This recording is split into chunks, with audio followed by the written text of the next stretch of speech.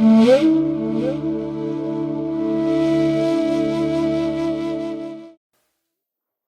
श्री राम। आज दीपावली पावन पर नाम से प्रसिद्ध है दीपावली, दियों की कतार। दियों की कतार कैसे हर घर में दीपोत्सव होता है और बड़े प्रसन्नता का विषय कि अयोध्या धाम के अंदर 9 लाख दिए जलाए जाएंगे दिवाली को। अपने घर में कोई 21, 31, 101 दिए प्रज्वलित करते हैं। दीपक का पूजन होता है और संध्या काल में हर घर में दिए रख कर के आते हैं। दूसरे घर वाले हमारे घरों में दीपक रखते हैं, हम दूसरे को प्रकाश दें, वो भी हमको प्रकाश दें। परस्पर प्रेम का संवाद हो तब हम कहीं लक्ष्मी जी की प्राप्ति कर पाए। लक्ष्मी जी का पूजन संध्या काल में किया जाता है, ब्रह्म लगन यानी स्थिर लगन में किया जाता है। इस प्रकार से लक्ष्मी जी की प्राप्ति का किस तरह से हमको महालक्ष्मी की प्राप्ति होगी, एक दृष्टांत के द्वारा हमने श्रवण किया है।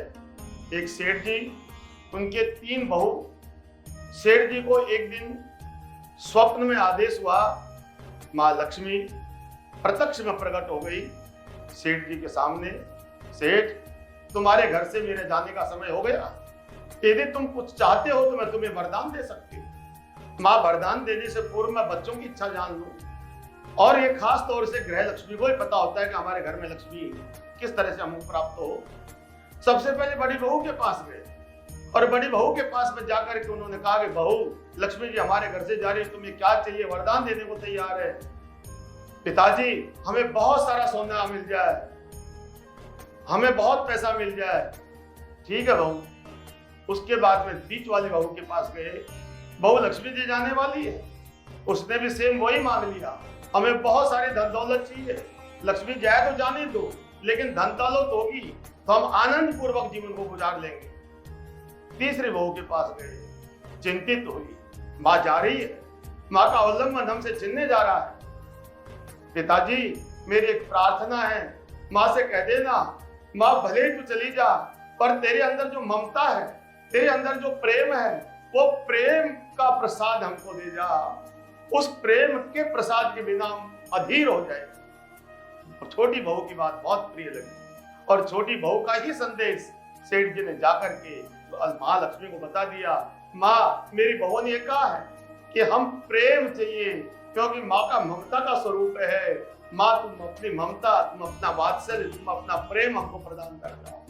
महालक्ष्मी आसन लगा के बैठ, मां कब जाओगी? यहाँ सेठ, कभी नहीं जाऊंगी। बोले, क्यों नहीं जाऊंगी? तुम्हारे घर में प्रेम मांगा है और शास्त्र प्रमाणित है, जहां सुमति तहां संपत्ति नाना, और जहां कुमति तहां विपत्ति निदाना। परस्पर जिस घर में प्रेम है, उससे बड़ी संसार की कोई संपत्ति नहीं। और वो कब मिलेगी? वो धन की प्राप्ति कब मिलेगी? हमें लाभ प्राप्त होगा। और लाभ कब प्राप्त होगा? जब लाभ का उल्टा हम करेंगे। जो भी हमारे पास है, हम उसको भले कार्य में व्यय करेंगे। लक्ष्मी जी जब अकेली आएगी, उल्लू पे बैठ के आएगी, उल्लू बना के चली जाएगी। हे माँ, जब भी आओ आप लक्ष्मी नारायण के रूप में आओ। और जब लक्ष्मी नारायण के रूप में जब माँ आती है, गरुड़ पे बैठ के आती है और गरुड़ पे बैठ के हमें गोद में बैठा के ले जाती है, तो लक्ष्मी माँ हमारे घर में प्राप्त होवे। जब हर घर में हम दीपोत्सव प्रदान करें, हर घर में हम किसी के दुख में, किसी के अंधकार में प्रकाश करने की सामर्थ्य रखें। किसी आसपास में जितने भी हमारे प्रेमी जन हैं, ये प्रेम का दान का तात्पर्य क्या है? उनका ऊपर कोई भी संकट आए, वो संकट उनका नहीं है, वो हम सबका संकट है। याद रखना, इस दीपावली का जो दीपोत्सव है वो तभी हो पाएगा हमारे सानिध्य में, हमारे समाज में, हमारे संपर्क में जितने भी हमारे परिजन, हमारे मित्रगण, हमारे पड़ोसी, हमारे रिश्तेदार जब तक प्रसन्न चित्त नहीं रहेंगे, लक्ष्मी होकर के भी वो अलक्ष्मी के रूप में प्राप्त हो जाएगी। वो लक्ष्मी विनाशकारी बन जाएगी, वो उपद्रवी बन जाएगी। लक्ष्मी के पीछे ही सारे युद्ध होते हैं, वो युद्ध में परिणित हो जाएगी।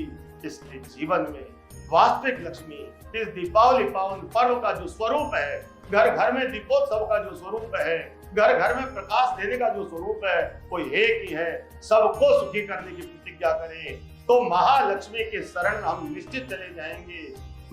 जहां सुमति तहां संपत्ति नाना का जो विवरण दिया गया शास्त्रों में, वो तभी संभव होगा। प्रेम प्रदान करो, लक्ष्मी स्वतः आएगी। जहां सुमति होगी, माँ लक्ष्मी कभी छोड़ के नहीं जाएगी, भले वो कितनी भी चंचला है, क्योंकि माँ लक्ष्मी सुमति वहां रह सकती है जहां नारायण का वास है, और जहां नारायण का वास है वहीं तो लक्ष्मी माँ का वास है। लक्ष्मी नारायण की शरण में हमें जाना है, और लक्ष्मी नारायण की जब शरण में चले जाएंगे, संपूर्ण भय भाग जाएंगे और आनंदित रह करके हम दीपोत्सव मनाएं। इस प्रकार से हम दीपावली महापावन पर्व को मनाएं, सबके घर घर में प्रकाश पहुंचाएं, सबके घर घर में दुख अवस्था में हम समर्थ होकर के भी उसके साक्षी बने, सहयोग करें, और सबको आनंदित करना ही दीपोत्सव है। यही दीपावली का पावन पर्व का वास्तविक स्वरूप और उद्देश्य होना चाहिए। जय श्री राम।